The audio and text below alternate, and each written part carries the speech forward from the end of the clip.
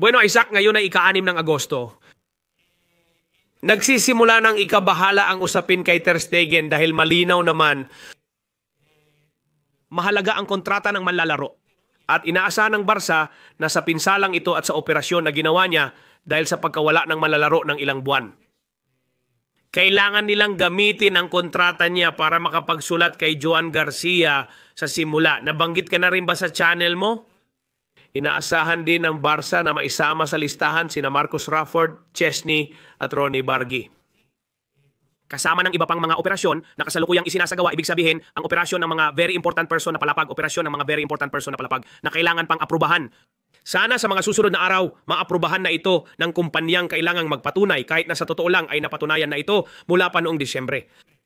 Sana mapatunayan ito ng liga at mairehistro natin lahat. Pero ang totoo, ngayong ika-6 ng Agosto, wala pang nagagawa tungkol dyan.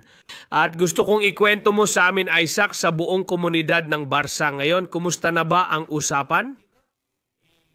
Sa tingin mo, anong mangyayari sa susunod na oras? Malinaw namang may mangyayari at kung magdadala ka ng kapanatagan o hindi. Kahapon ay nakasama namin sandali si Miguel Galan at sinabi niyang, oo, dapat tayong kalmado. Pero alam mo naman na ito ay isang bagay na kinakabahan ang buong club, kaya lahat ay huling-huli na. Para ikwento mo sa amin. Isaac, oo. Sige, tingnan natin. Ang usapin tungkol sa mga very important person na upuan ay nagsimula pa noong Disyembre, Enero, mula nang ginawa ang operasyon. At doon ay nagkaroon ng isang pansamantalang auditor na siya ay isang auditor para sa ilang linggo. Dahil pinaalis ang naunang auditor bago dumating si Crowe, gumamit muna ng pansamantalang auditor para sa operasyon. Kaya, yung operasyon ng Spalco, very important person, inaprubahan ba ng auditor na yon bilang isang benta? Gaya ng sinasabi nila, diretso. Parang kapag ikaw, bumili ka ng bahay kahit plano pa lang at di pa tapos, pero binayaran mo na. At pagkatapos ng 1 taon o 2 taon, kapag tapos na, saka ka lang papasok sa bahay mo, titira ka na doon at iba pa at iba pa. Kaya, ganun ang naging konsiderasyon ng auditor na iyon. Sinabi ng bago na hindi tama ang operasyon, na kailangan munang matapos, kahit papaano, na dapat tapos na ang mga upuan. Hindi mahalaga kung bukas ang Camp Nou o pwedeng manood ng laro, basta may mga upuan na roon. Iyon ang hinihingi ng auditor na ito sa pagkakataong ito. Nandoon na ang mga upuan. Sa tingin ko mula pa nung katapusan ng Mayo, simula ng Hunyo.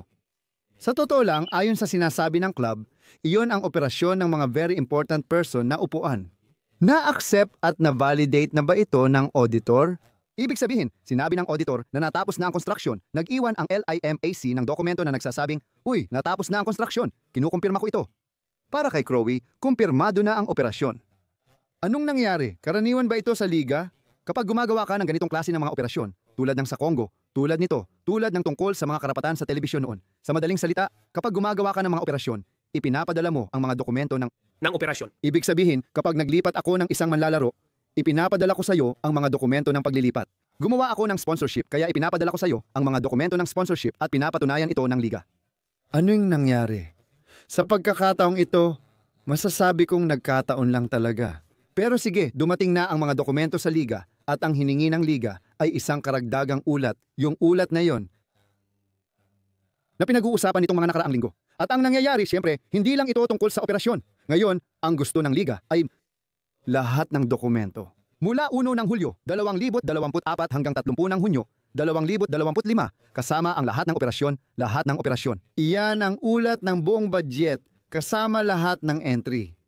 Kaya, anong nangyayari? Sinasabi ng mga tao. Pero, paano nangyari na ang isang ulat ay tumatagal ng ganito katagal? Grabe, Adri, pasensya na, kasi nag-uusap kami. Ilang linggo ang kailangan mo para makagawa ng isang ulat, para sa club na ipapasa naman sa liga? Mula Hulyo 1, 2024 hanggang Hunyo 30, 2025, ilang transaksyon ang nagawa ng Barca? Kabilang ang sahod at transfer. Lahat talaga, bukod pa sa operasyong ito, pati ang kontrata ng Nike. Hindi yan natatapos sa 2 araw, umaabot ng 2 o 3 linggo. Kaya ayun, naghihintay lang kami at ang pakiramdam na ibinibigay ng club. Parang video game ang mga very important person na upuan. Kailangan mong tapusin ang level 1 bago ka makapunta sa level 2. Para makapunta ka sa pagpaparehistro, kailangan mo munang dumaan sa validation ng mga upuan. At hanggat hindi pa nababalidate, hindi tayo makakapunta sa susunod na level. Sa tingin ko, hinihintay na lang ng club ang audit na inaasahang mangyayari sa huling bahagi ng Hulyo o simula ng Agosto. Nasa mga petsang ito tayo ngayon. Sinasabi rin na simula Asian Tour, magkakaroon na raw tayo ng positibong balita ngayong linggo.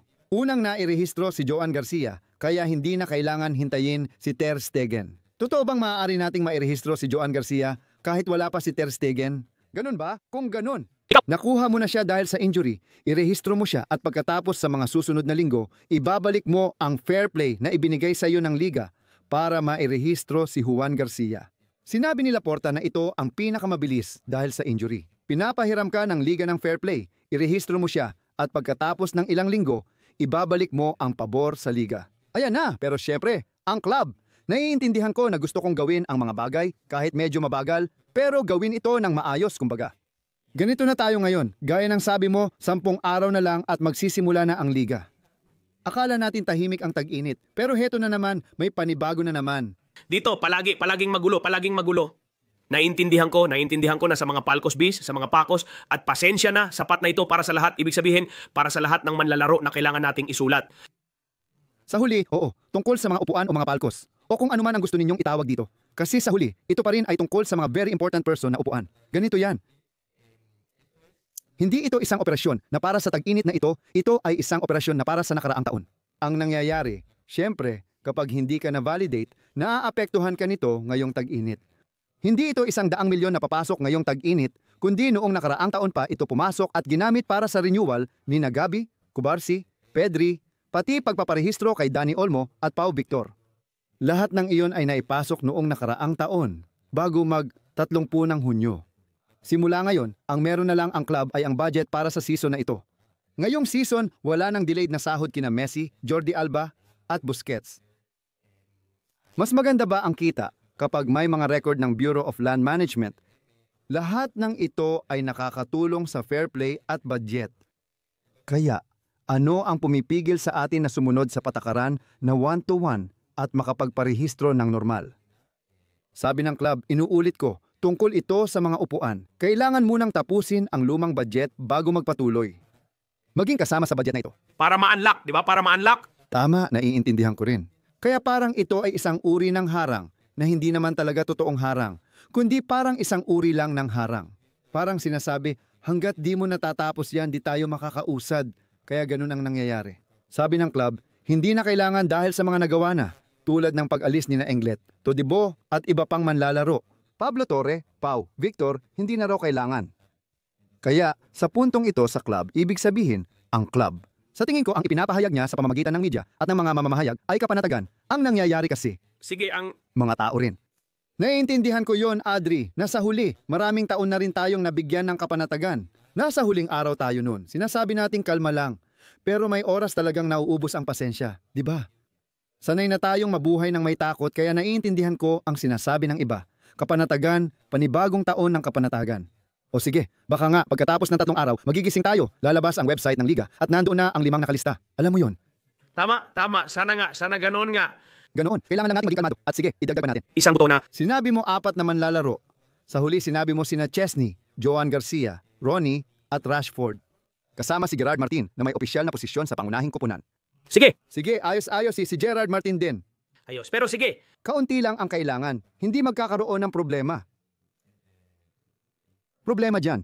Sige, kung si Gerard Martin ay mabibigyan ng petsa para sa unang koponan matapos maglaro sa B noong nakaraang taon, maganda ito para sa kanya at patunay ng tiwala sa kanya.